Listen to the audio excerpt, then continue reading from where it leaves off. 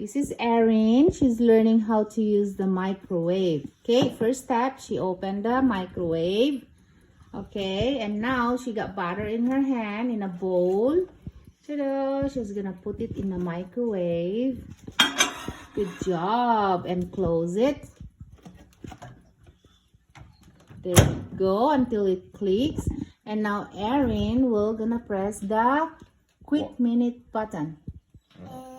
Or you can, do 3-0. Just for 30 seconds. 1. There you go. 3-0. And then And start. Start. Very good. You have to keep an eye on it. Is it melting? Watch Check it everyone. out. Watch everyone. Check out.